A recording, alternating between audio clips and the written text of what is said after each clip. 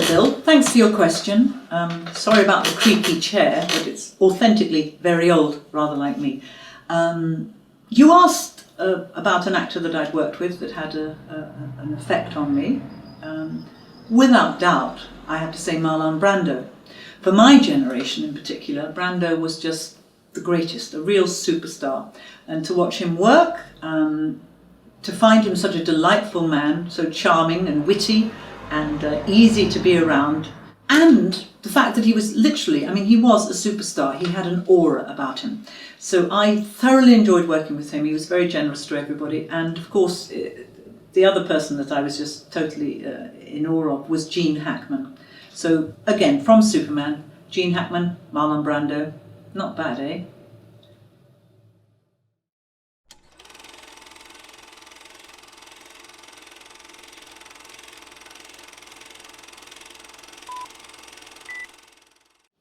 Hello, Clyde. How lovely to hear from you again. I'm so glad you're still there, and I still enjoy hearing from you, and I hope you still enjoy hearing from me.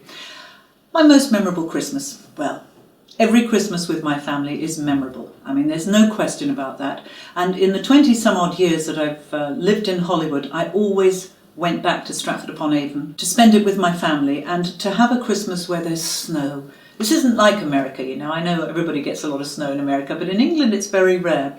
So my mother's house is down close to the river, by the church, by the theatre. So to walk from her house with all the family down to church on Christmas Eve, it's the best thing. And I remember one Christmas Eve especially, we had Matilda, the musical, just opened, and we all went walking down to the theatre, and it was the heaviest snow that England had seen in many, many years. And I can remember we laughed and we fell over and we threw snowballs, and just family. Family having fun at Christmas. You can't beat it.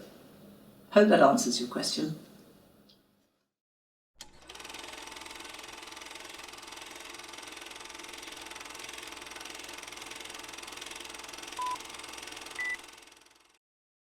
Hi Gerard, thanks for the question. I loved Falcon Crest, and I particularly loved working with Jane Wyman. She was the old school Hollywood actress. Rather splendid, rather grand, but actually very, very down to earth when you got to know her. Didn't stand any nonsense. You had to be there on time, which of course is the way that I was brought up and taught drama school.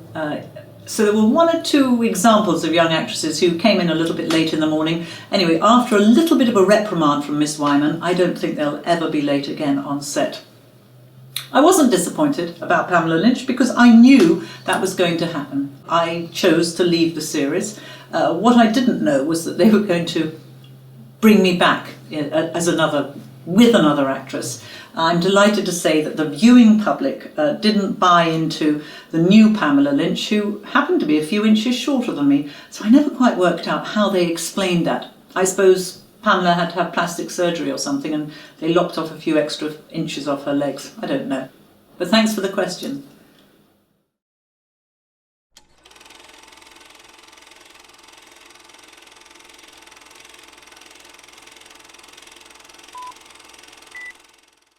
Hi Stuart, thanks for the question.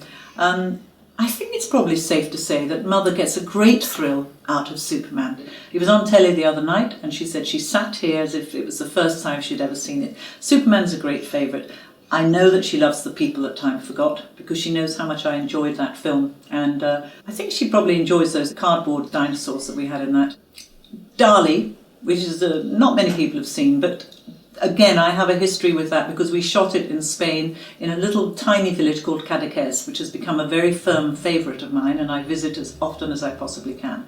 So Dali was fun. She loves to see me dressed as a lady. She loves to see me in costumes. And in Dali, I certainly had the costumes. Actually, I had the costumes in Conan as well, didn't I? I think they're all favourites with a mum, don't you? Thanks for the question.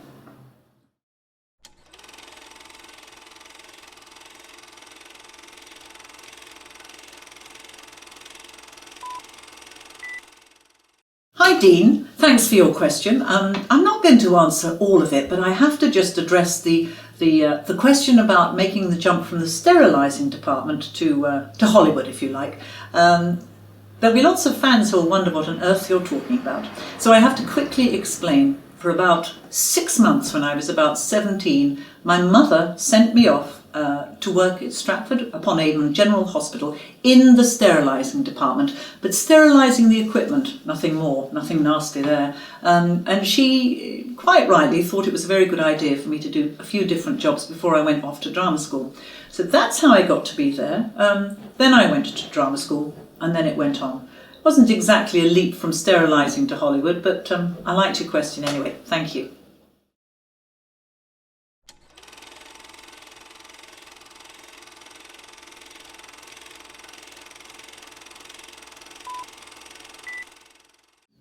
Hi Jim, how are you doing? I hope you're doing very, very well.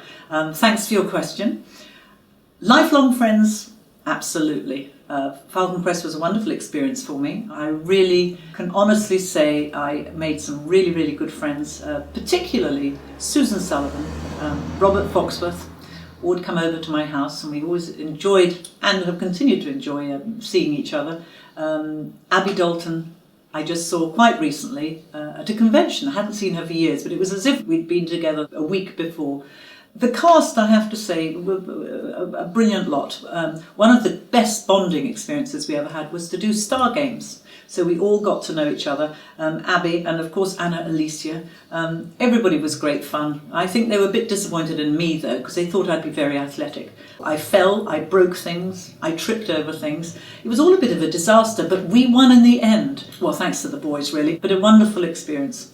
Oh, Billy Moses, how divine was he? See, there's so many lovely characters, and the dear late Simon McCorkindale. What a delight it was when the English contingent came in. Thanks for the question.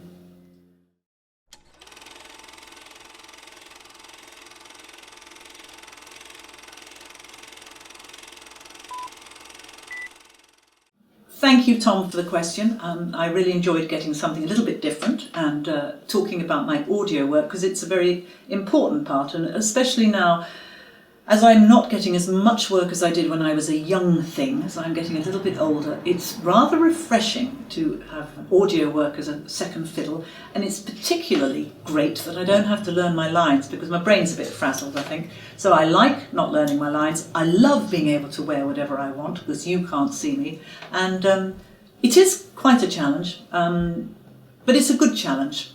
I particularly like doing animated series, because in the animated world, of course, you probably have to come up with a funny voice. When I do audio, I'm just having to read it. So I like funny voices. I remember in the Superman series, I had to do sounds of fighting, so I like doing a lot of that oof and stuff like that. Nothing like a good groan on microphone. But a good question. I thoroughly enjoy it. Could do with some more film work though. But hey, I'll take any voice work I can get. Thanks for the question.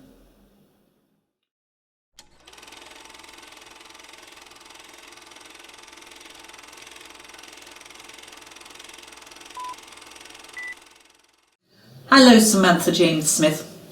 Thank you for your question, and I love hearing from everybody, so thank you in particular for taking the time to write to me. And you ask about Christopher Reeve. I think you're probably one of a few million people that asked me what it was like to work with him. And of course, as I always say, he was a true gent. He was kind of like Clark Kent, a gentleman, very family orientated, very courteous, very decent, and great fun to be with. And it was obviously my pleasure to have been there all those years ago on his very first day of filming. I remember that very well.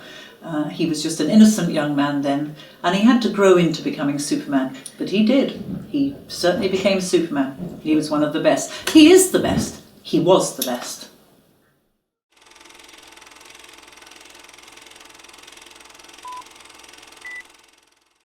I'd like to thank all of you for taking the time and trouble to write in. I also want to thank Eli, who has been sitting the other end, collecting in all these questions and doing the filming now. So without him, I wouldn't be here. Thank you, because I know it's quite an effort to do, but I do appreciate it, and I hope it gives you a little clue, a little insight into the workings behind Sarah Douglas.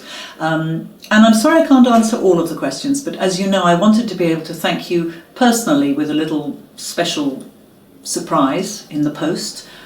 So I am limited in numbers. To all of you that have sent messages, next time, maybe, thank you again. Merry Christmas and Happy New Year.